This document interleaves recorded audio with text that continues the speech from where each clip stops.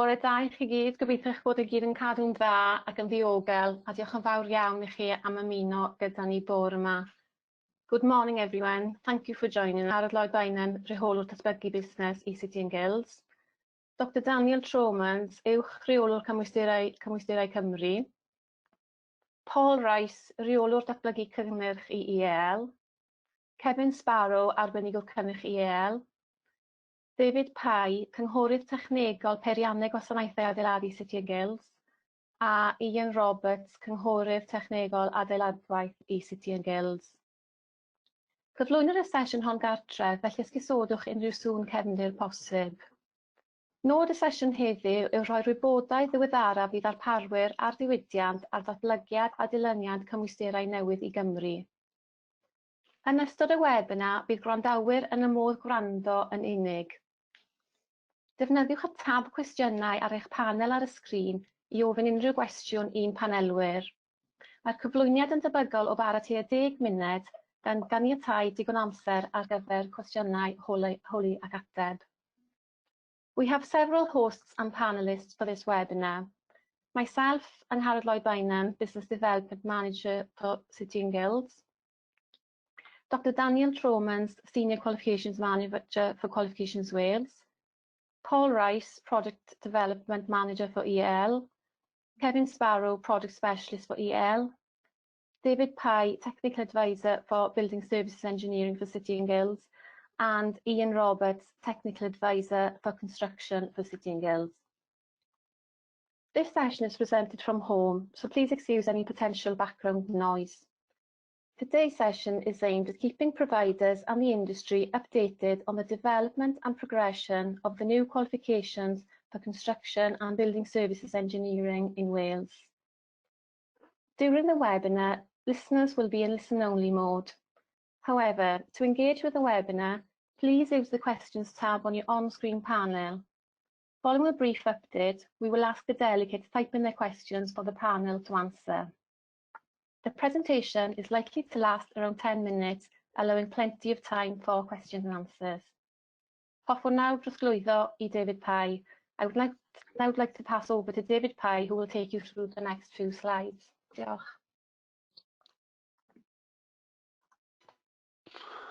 Thank you very much, Angharad. And good morning with this timeline slide. So what have we completed? The initial market research and sector engagement is complete, and we have launched the Skills for Wales website. We are now in the development stage and have been working on creating assessment content, sharing this with stakeholders and focus groups for review. You will see more information coming out at various stages through sector focus groups. Coronavirus has impacted on everyone's lives and changed ways of working, but we continue to aim to meet all milestones and to be prepared for September 2021.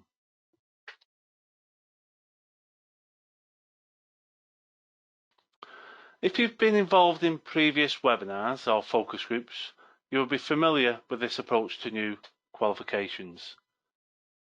But it's worth going through this again for those who may have seen it before as a recap, or those who've not seen it before and want to be brought up to speed with the new qualifications. We have a foundation qualification, and you can see the multiple trade areas of which a learner will select two.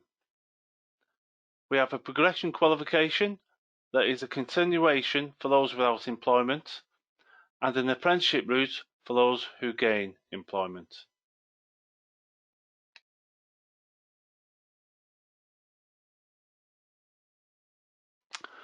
This is the same slide, but now considering the building services engineering trade areas.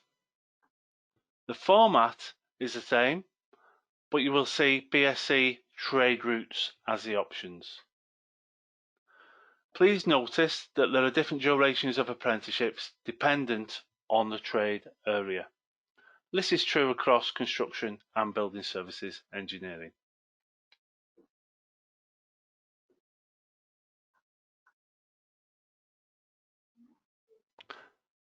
This slide shows us the assessments at various stages. Learner A and B, if we look at those first, will complete a 1-year foundation core, which may continue to the progression if not yet employed, as in the case of learner B, or the apprenticeship if the learner has gained employment, as in learner A. Learner C, this route is for direct entry to an apprenticeship, which is a 2, 3 or 4-year programme depending on the trade route. This learner will also complete the core, but with a single trade option, as opposed to 2.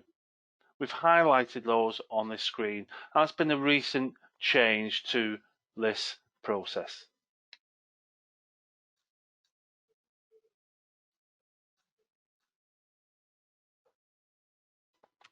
So thank you for listening to this brief update. Whilst you consider and type your questions, I'll remind you of today's panel. We have Dan Thomas from Qualification Wales, Paul Rice, Product Development Manager, Kevin Sparrow, Electrical Product Specialist, both from EL. Then from Sitting Girls, we have Ian Roberts from Construction, myself, David Pye from Building Services, Engineering and Plumbing, and Anne Harrod, our Business Development Manager for Wales. I will now hand you over to my colleague Paul Rice, who will coordinate the question and answer session following a brief pause whilst we bring up your current questions. Thank you.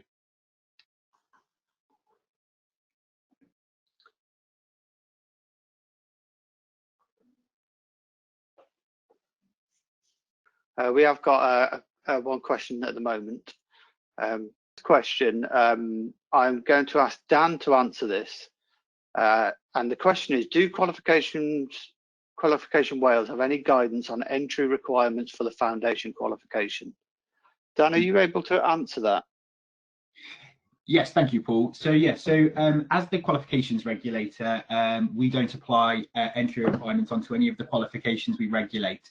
The majority of the time entry requirements are linked to what awarding bodies require if you're progressing through a set of qualifications, or what the centre deems appropriate for learners to have prior to entering onto a qualification. I guess one thing just to add to that is around kind of looking at the new qualification ecosystem that's going to be introduced in September 2021, and kind of the vision around some of that work. And we've been having discussions with Welsh Government about the learner journey.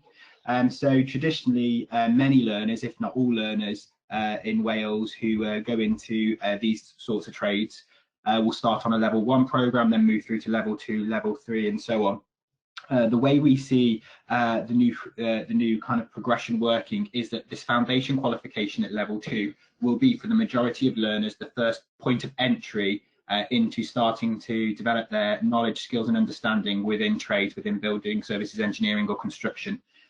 So we've been working closely with Welsh Government, appreciating that there are a lot of learners that need time to really get to grips with level 2 content, level 2 assessment, and we're working with the BAC network and the colleges to look at the learning area programmes that will be available, and the funding linked to those for different learner profiles. So where a learner may be deemed to be weaker or need more support to successfully complete their foundation qualification, there will be additional funding available for that learner through those learning area programmes. Having said that, at the same time, we're not removing all of the level 1 provision. We're not introducing new level 1 provision, but what we're looking to do is streamline that in terms of what we're designating and what we don't designate as the regulator. So with that in mind, we're conscious that a lot of level 1 qualifications at the moment are trade specific, and that would probably not suit a learner's progression if they're progressing then into a level 2 foundation qualification, which is broader and gives learners an opportunity to develop their skills, knowledge and understanding within 2 trade areas. So with that, we're currently looking at working with the heads of colleges and the college departments to what the level 1 provision could look like. And at the moment, there's been quite a broad consensus across the colleges in Wales that qualifications that are the broader kind of level 1 construction skills or level 1 BSE skills would be more appropriate, where learners don't home in onto one trade at level 1, but they can have experiences of a variety of trades and also develop employability skills and those softer skills ready for and preparing them for the level 2 foundation. Thank you very much, Dan. That's very helpful. So the next question is a good technical question for Kevin Sparrow, and it is, will there be a colour perception requirement for the electrotechnical pathways? Yeah, that's an excellent question. I can't remember the name of the test. It's a CARA test, I think it is, but I think we always defer to the industry requirements. So when we do get these sorts of inquiries, you know, we need to be careful with these sorts of inquiries, not to rule out any learners, but obviously there's inherent danger working with electricity.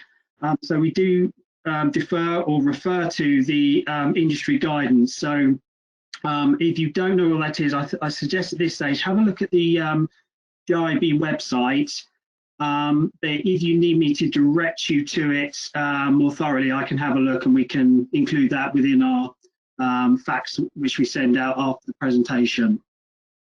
So hopefully that answers the question. So it's really following industry advice and guidance so they can work safely, effectively. Brilliant, thank you, Kev. And I see that Peter Doherty, who asked the question, has put some follow-up information on there, which we'll address after the webinar. Yeah, excellent. Brilliant. Apparently it's Ishihara. Good, Ishihara, that's it. Yes, yeah, good Japanese name.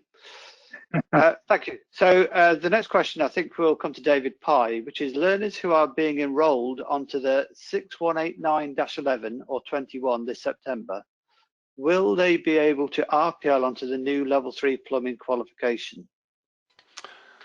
Yeah, hopefully I can answer that in part. When you look at the 6189 was written against the NOS, and the new qualifications that we're writing now are also written against the NOS, albeit an updated set of NOS. And looking at the content, I think it's part A assessment is very similar content, almost identical to the 6189-11 and the 2-1. So we'd be hopeful that there would be some exemption, but we haven't got to that stage yet. I'd have to speak to our assessment team to see how that would work and understand how that would map in.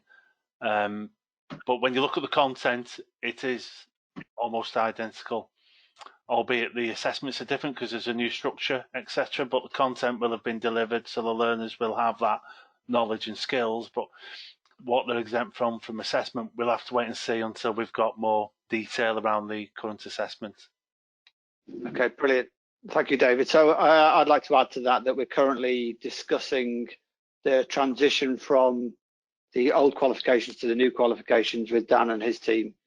And that relates to, you know, if you're halfway through an apprenticeship program and would like to jump to the new suite of qualifications, or somebody who is starting now ready for next year. So we are in discussions with that, and we'll release any information on that. Dan, did you want to add any more information, or is that enough? No, I think that's right. And I think, as you said, Paul, we're working on transitional arrangements at the moment to really understand what would be the best journeys for learners who are partway through kind of their progression within trade areas. Okay, fantastic. Thank you, Dan. So the next question I'll answer is, what factors will determine time on learning for direct entry learners? And then there's a reference to the 2-year, 3-year and 4-year program. So these qualifications are actually split up as by the duration. So for example, the electrotechnical is a 4-year pathway, 4-year route, and then the heating and ventilation installer is a 2-year route. So that's how the length on program is dictated. Within each qualification, there is a learning hours and a total qualification time, which then further refines that. But we understand that, you know, the level 3 is delivered in the workplace, and it may take a different amount of time to what we specified, depending on availability of tasks and learners. So really, that duration that we said is based on the trade that the learner will take. Thank you. So the next question, I think this is for Ian Roberts. And it is around, it says Claire from Stone Federation GB asked the question, ITG, we have a national meeting of contractors next week. Can we have the slides and timelines to share?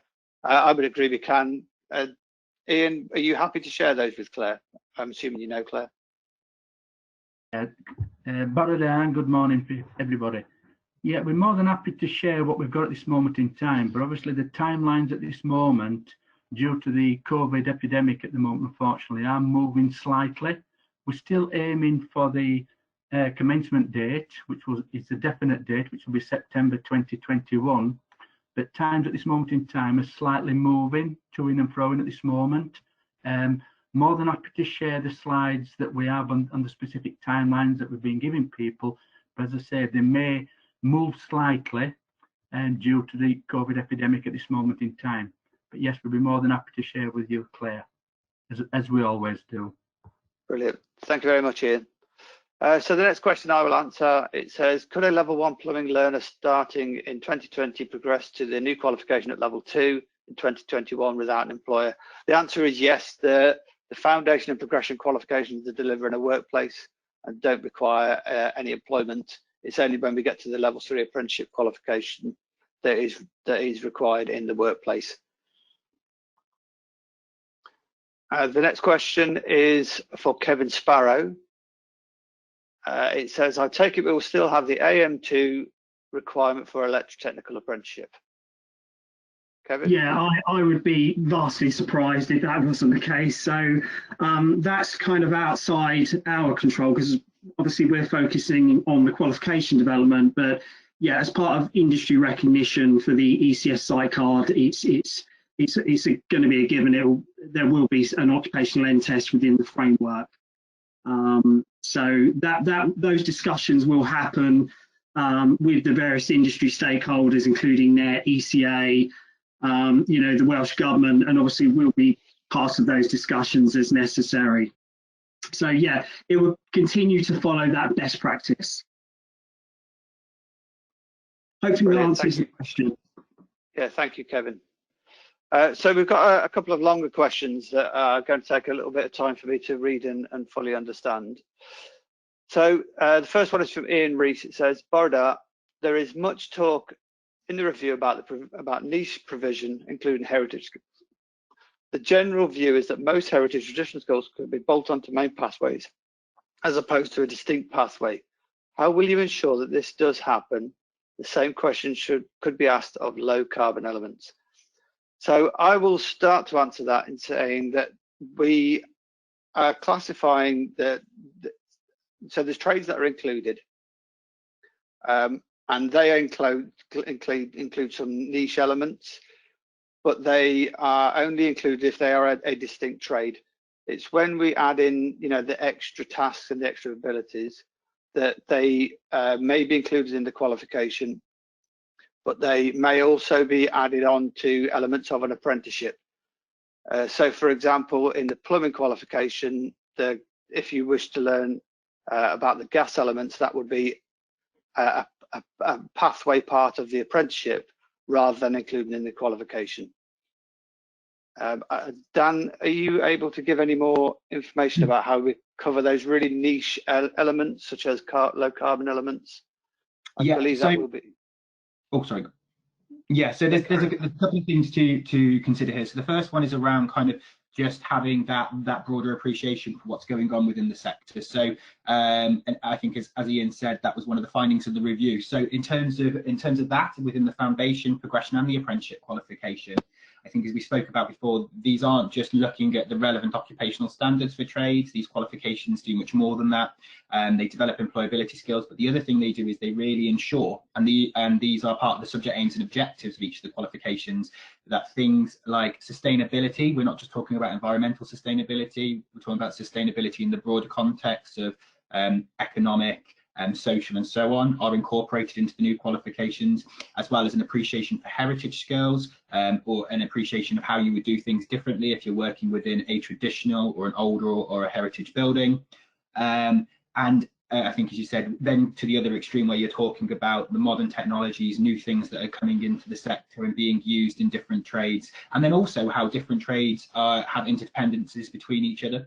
So all of those things are going to be built into the qualifications on top of that baseline of occupational competence, and they will be assessed through the different assessment approaches within each of the qualifications. So just a reminder there that it's a test, a knowledge test, a practical project, and then a discussion. And it's really there in the discussion where a lot of these things will come to the fore, where questions such as if you were to do your project, or what you did in your project within a traditional building, what things might you have to have considered, what things might you have had to have done differently. So I guess that's the first thing about kind of thinking about the broader ecosystem within construction and building services engineering. In terms of niche trades, yes, as Paul said, I guess there's two different things to think about there. The first one is where those niche trades are really a bolt-on to a trade that's within the qualification, so you're topping up essentially once you've undertaken one of the apprenticeship qualifications. But I guess the other message to say is that from day one, so from September 2021, all trades that need to be available in Wales will be made available. So the majority of them, and with the largest cohorts, will be through this new suite of qualifications. But what we're currently looking at the moment at Qualifications Wales is ensuring that current and legacy qualifications in those lower uptake trades, those niche trades, continue to be eligible for public funding in Wales. So those learners that need to access those courses can.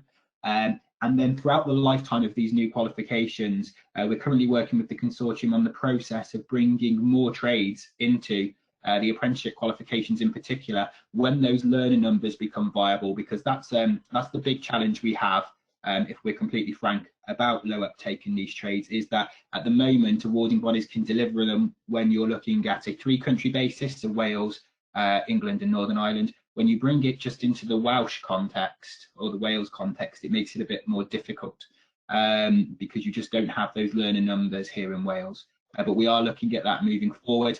And then I guess on the other side of that, which is around Welsh language, is through other activities that Qualifications Wales carry out, we will also be looking more broadly at ensuring that as many trades as possible outside of this new suite of qualifications, if not all of them, will be available in both English and Welsh. Obviously, with this new suite, everything will be available bilingually. Can I add to that, please, Paul? Just to reinforce as well, because part of the question is, how will we ensure that this does happen? The content is regularly reviewed by Qualifications Wales and various stakeholders. And if anybody else would like to get involved with reviewing the content to make sure that they are comfortable with what's actually being put into the various units and the content that's built within them, then please log on to the Skills for Wales website and log your interest on there with your email address, and we're more than happy to share things with you to get your views to ensure, because that's what we're doing at this moment in time as well, is showcasing these, what's actually being developed, to get people's perceptions and views over that, so we can embed that into it as well. So we're trying to ensure that we meet all the relevant expectations of what the industry actually requires. Thank you. Okay, brilliant. Thank you, Ian. Thank you, Dan. So the next question is related. It's framed around plumbing and electrical, but I think it works across all areas. And it says, we have had candidates who complete level 2 plumbing and then transfer to electrical, getting credit from the plumbing qualifications. Will there be a similar route option for progression candidates who wish to change to electrotech? So I'll start off by saying that the foundation, it gives you two trades as a taster, a real introduction to both those trades. And it doesn't matter which trade you take, you can then choose a further 3rd trade if you wanted to, as you move into progression and the level 3 apprenticeship.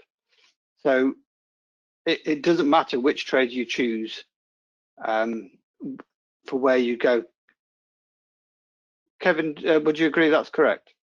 Yeah, absolutely. And also, we all know what happens in the real world. The future's uncertain, so therefore someone could even then go to progression, do a 3rd trade or one of the trades they've done in foundation, but actually get an apprenticeship in electrotechnical, and they've done plumbing.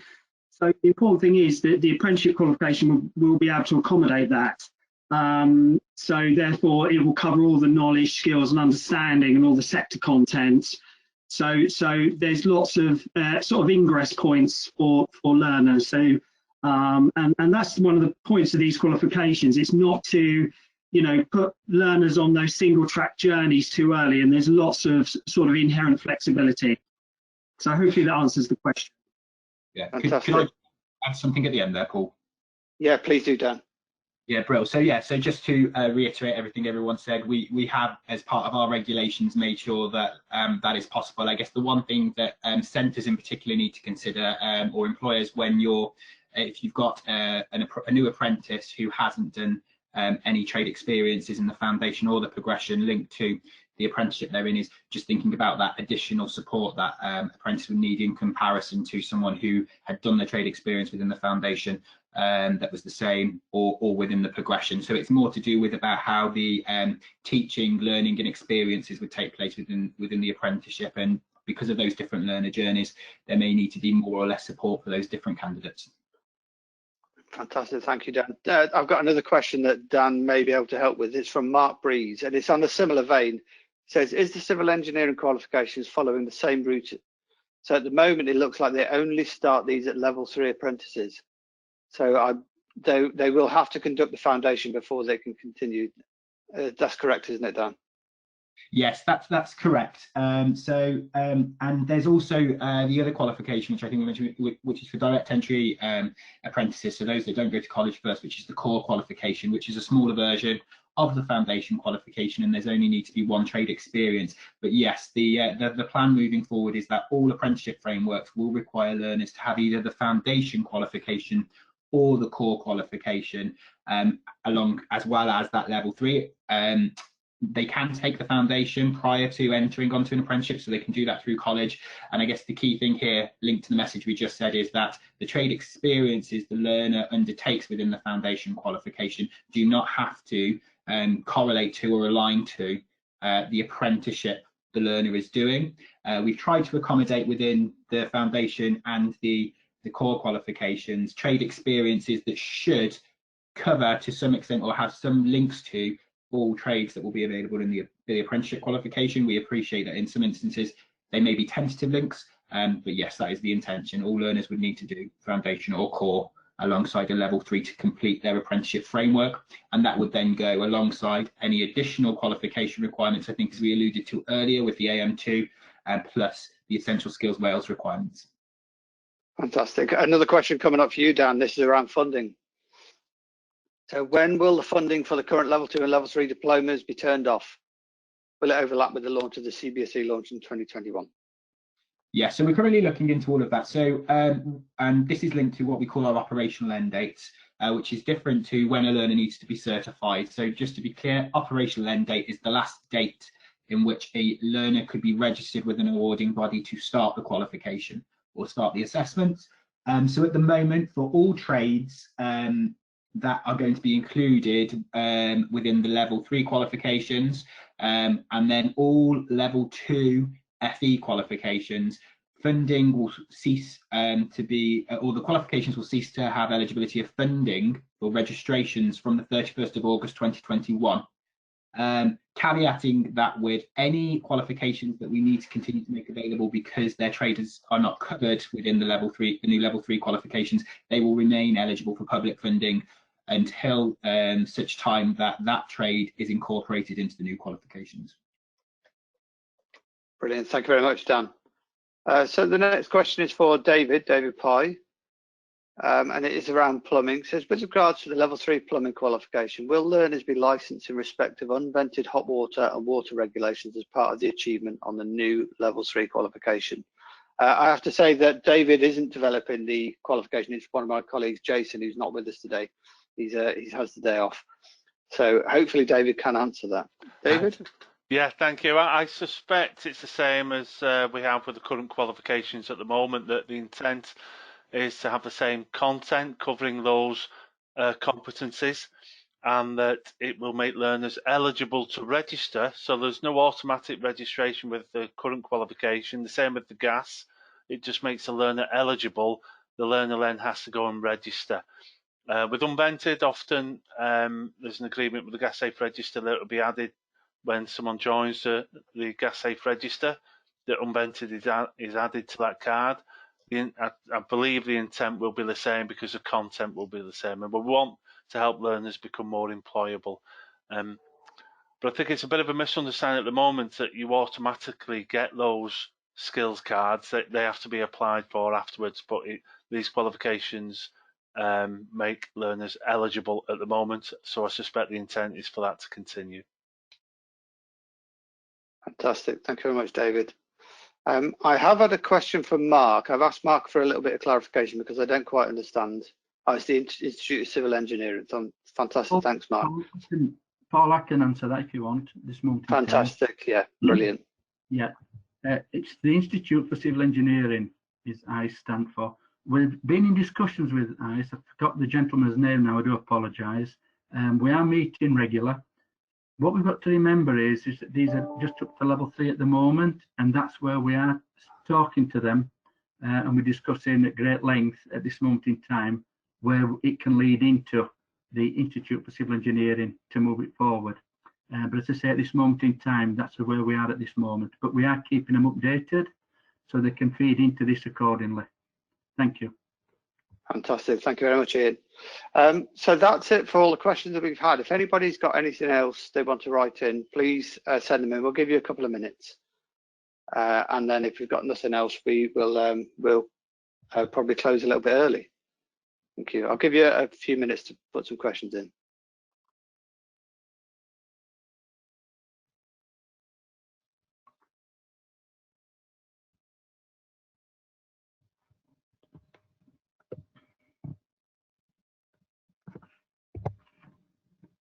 So we have had another question from Peter around entry.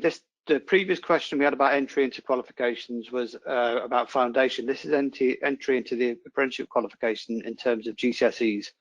I think Dan would need to clarify, but from what I understand at the moment, the only entry requirement is that they must have done the foundation or the core qualification. Dan, is there any requirements for GCSEs? No, so I think going back to what I mentioned earlier, yeah, that we won't add any requirements. It is discretionary on centres, so that would be colleges, work-based learning providers, and employers, depending on where that learner is progressing on to, whether it's FE or apprenticeship, whether they would like to add entry requirements, because obviously, depending on what a learner has got previously or the amount of understanding you have of that learner's ability, they will need more or less support. But no, we won't be adding any entry requirements. Obviously, there will be requirements around communication skills, so their English/Welsh or their numeracy skills, and if they haven't got those, and when they get onto an apprenticeship, they will need to do essential skills Wales and so on. But no, the discretion there is with the centres. I know that the BAC network, so the construction heads network for colleges, is currently looking at perhaps having a global entry requirement. And also linked to that learning area programme funding, I think I mentioned earlier, I think the current thinking for the foundation qualification in colleges is there will be essentially 3 different learner profiles, and that will be linked to what they have historically in terms of qualifications, and then that in turn will give the centre access to different levels of funding, depending on how much support is deemed necessary to support that learner through the foundation qualification. Fantastic. Thank you very much, Dan. So the next question is from Anthony, which is, where is the info on the core qualification, please?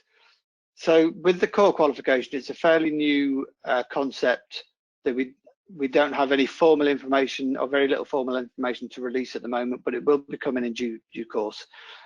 The thing that you can do is if you've got information on the foundation, you can read the foundation, and basically it's just one trade pathway rather than 2, so it'll be very similar to the foundation. If you don't have any information on the foundation, please get in touch with us and we will send you that information that you need.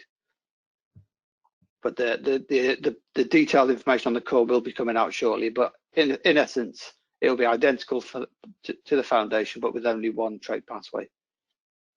Paul, just the one other thing to add there would probably be the only other key difference would be where the foundation is graded pass merit distinction. The intention is that the core qualification will only be a pass or fail outcome.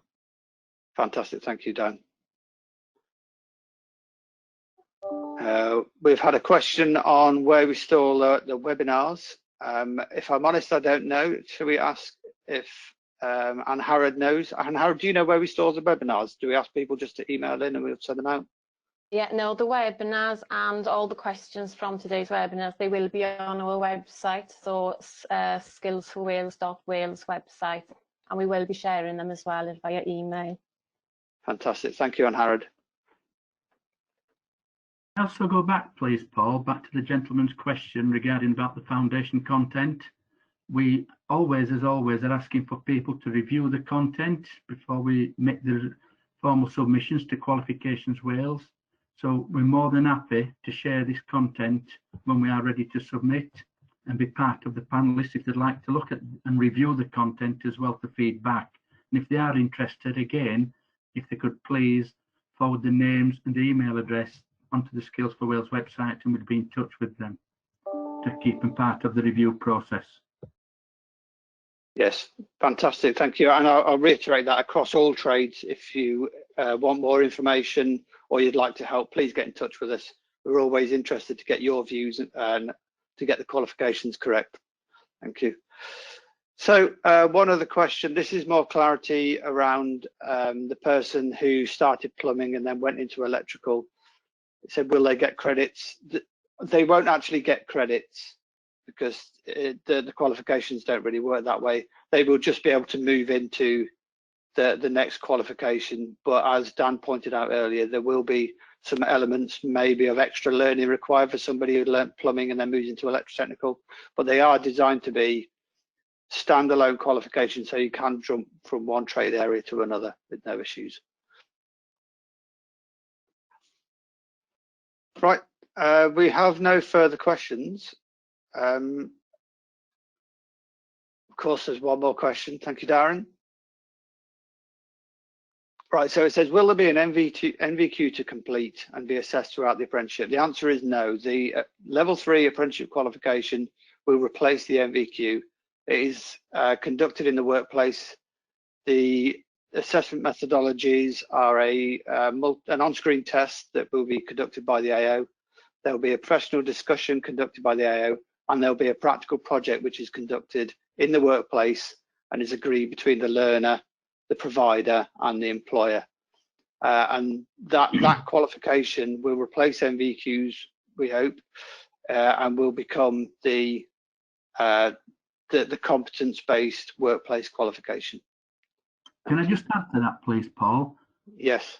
Thank you. In the construction element, there will be a portfolio of evidence have to be put together by the candidate with the support of the employer and the training centre or the training provider. And then part of this process will also be an employer sign-off. So although there's no NVQ as such within it, there's still got to be competence in line with the occupational competency statements in line with the National Occupational Standards. So to help them then gain the CSCS card accordingly. So the learner will still have to put a portfolio of evidence together to comply with the requirements. So it's not as though there's just no occupational competencies at all. The NVQ in its right has disappeared, or it will not be incorporated within it, but there will be a portfolio of evidence required. Thank you. Okay, thank you. So Darren's asked a further question. Who signs off the apprentice for competence? So there's different stages. So when the apprentice is ready for assessment, there is an employer sign-off, and the employer and the learner and the provider get together and agree that the learner is ready for the assessment methods. And at that point, they submit the portfolio of evidence to the provider and the employer, and they work together. Once they've agreed that that is correct, they then move on to those assessment methods, where they will undertake the on-screen test, the professional discussion, and the practical project. The AO is not responsible for reviewing the portfolio. That is just an agreement that between the learner and the provider and the employer that the learner is ready to move forward. As Ian pointed out, there may be some elements of that portfolio that are required for a CSCS card, but that's down to for CSCS to work out with what they actually want to see. But we believe we don't actually need to see the portfolio evidence as an awarding organisation. Has anyone got any more to add on that? It's quite a complex question, I think. Yeah, I think the one thing to add would be, so while the portfolio, I'll stay away from calling it a portfolio of evidence. So it's just a portfolio to support the employer to evidence that that learner or that apprentice has completed all of the relevant standards and they're ready to go into the assessments, as it's Paul said, which is the on-screen test, the project, and the professional discussion. So while it's not part of the qualification, it is a requirement of the awarding bodies to quality assure the centre's process for doing that. So whether it's a work-based learning provider or the work-based learning arm of a college, they will have to, as part of centre approval, be submitting information to the awarding bodies to say this is the process we're going to undertake to make sure that that employer sign-off element is robust, is consistent, and is reliable and valid. So that's the first stage. So I guess that's the closest to the NVQ elements you're going to see within the new qualifications. Then on top of that, then the 3 types of assessment that we already discussed will be assessing across the board different parts of the occupational standards, as well as the additional content that is in these new qualifications, such as the softer skills like employability skills, their understanding of the interdependencies between trades, their understanding of heritage working or working with modern technologies and so on. So that's kind of how it will work. So yes, it's putting more responsibility on the employer to say this apprentice is ready, this apprentice is good. But then I guess you could probably look at it not dissimilar to something like a driving test, where the driving instructor will say, well, this person is ready, they've covered everything that's appropriate. And then when you go into your test part, the assessor won't assess you on everything, but they'll assess you on different components. Those components are unknown to the candidate when they go into the assessments, and that's how you make sure that you've got a valid and reliable outcome from those assessments. Brilliant, thank you, Dan. So another question that's coming your way, Dan, is can you confirm if you can deliver the full qualification 100% in the workplace? I'm assuming you're talking about the level 3 qualifications here. So there will be additional knowledge content within these qualifications than are within the current NVQs. So I guess it's not a straight answer of yes or no. There'll be a variety of employers and work-based learning providers that would be able to deliver all of the content of the qualification within the workplace, albeit there is, as I said again, knowledge elements that will need to be thought about how you would deliver that. With the foundation qualification or the core, which for a direct entry apprentice, so someone who hasn't gone through the college route, again, that's a predominant knowledge-based qualification, and so will likely need support from a centre that can do that kind of day release or something like that to support their learning. Fantastic, thank you, Dan. So there's a few more questions around the portfolio of evidence. So I'll join the 2 questions together. So one is, will you be providing an e-portfolio facility or e-versions of recording forms? We'll work with you on that. Each awarding organisation will be able to advise you individually on whether that's happening. But the reality is that the awarding organisation doesn't need to see that portfolio. So the portfolio evidence is an agreement between the employer and the provider and the learner, not the awarding organisation. So it's really, you know, we may be able to provide something, but it will be outside of the qualification. If there is a portfolio of evidence, is this the end of the work-based assessor? No, it is not, Bill. So Bill has asked, are we going to execute all of the work-based assessors? Hopefully not. So we feel as if there are definitely elements of the qualification, for example, the practical project, that the work-based assessors may have to change their roles slightly and take up a new role in this. But the traditional looking at a portfolio of evidence will change, but there is definitely a role for those people going forward. Could I add to that, Paul? Yeah, of course, please do, Dan. Brilliant. Yeah. So our view is yes. So there is probably more than ever a more important role for the assessors within work-based learning. But I guess it's bringing back to what really assessors can do. So I think the MVQs have brought in that the majority of the role of that assessor is summative. So it's about looking at that portfolio and saying to the apprentice, you need to put more here or less here, and so on. But the new role of the work-based learning assessors will be as much formative as it is summative. So it'll be really going in there and making sure that candidate is ready to undertake those 3 assessments that are part of the qualification. So while you'll still be assessing their competence, assessing that they're ready, it will be of a much more formative nature than it perhaps has been historically. But then on top of that, I think, as Paul said, there are a number of different elements of the assessments, the projects in particular within the new level 3 apprenticeship qualifications that are delivered through the centre and then just quality assured, kind of signed off essentially by the awarding body as part of that end point. Can I also add, please? We've also got to remember as well, ladies and gentlemen, is that this is new for employers, and the work-based assessor, the role may change, but there's still going to be a lot of work there to help support and forge that link between the centre, the candidate, and the employer. So the employer is going to need a lot of guidance through this, and they've got to be specific in what they're actually support they're going to be providing them. So although it's not actually an MVQ, the work will still be there, but maybe in a different role. Thank you. Right, fantastic, thank you. I think we've only got time for one more question. It's quite an important one that Ray has raised, and it's will the assessment, sorry. So I'll answer Patrick Mann's question first. Does the professional discussion need to be recorded or documented? So the professional discussion is conducted by the awarding organisation. We will manage that, we will record it, we will do whatever we need to do, but it is not conducted by the centre or the provider or the employer. It's an external assessment methodology. The other element that Ray asked is, will the assessment process be independent of any training, ensuring impartiality and integrity? Yeah, it is completely independent from any training. So for the foundation and progression, they are distinct assessment methodologies that are formed at the end of the qualification in the training provider. And then in the level 3 apprenticeship qualification, we've got the same types of assessment methodology, but conducted in the workplace, and they are completely independent from any learning. We've had a few more questions, but what we will probably do is answer those offline in the form of Q&A responses on our website, which is Skills for Wales.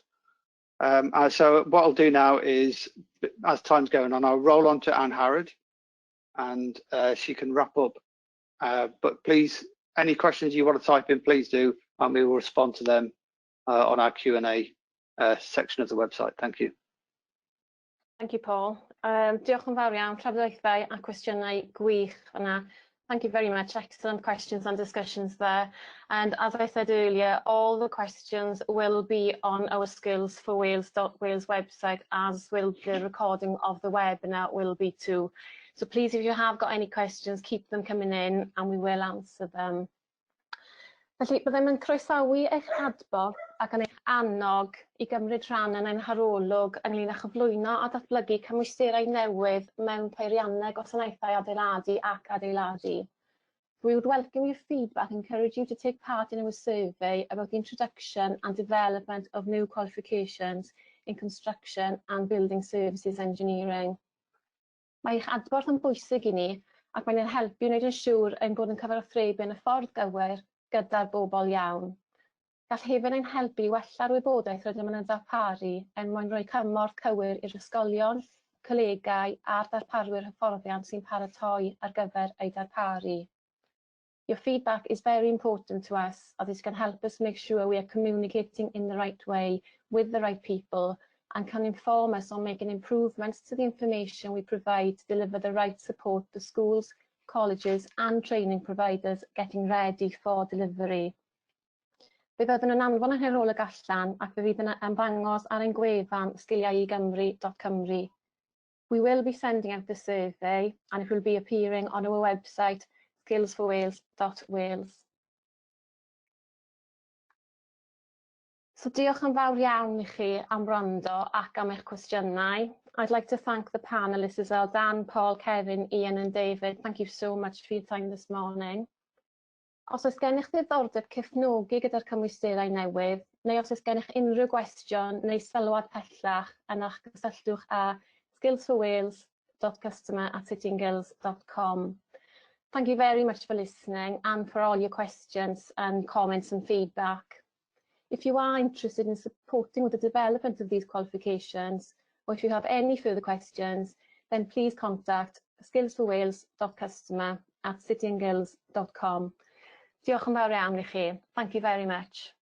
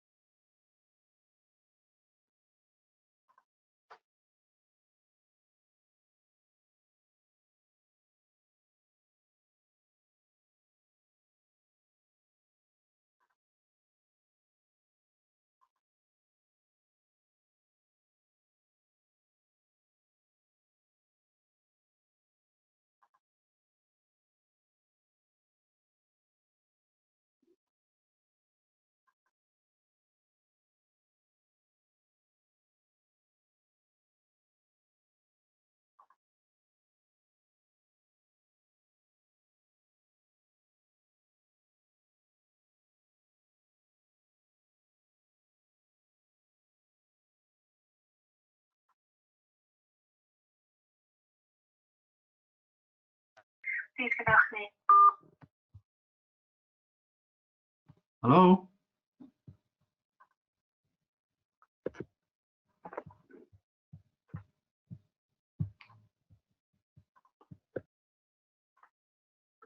Hello. Hi, I didn't know whether you wanted to stay on or not.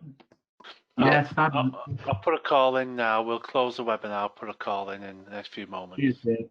Okay. Yeah, all the attendees have left now. I ejected the last two. Although before you do anything, what I want to do is make sure that I've got all the questions.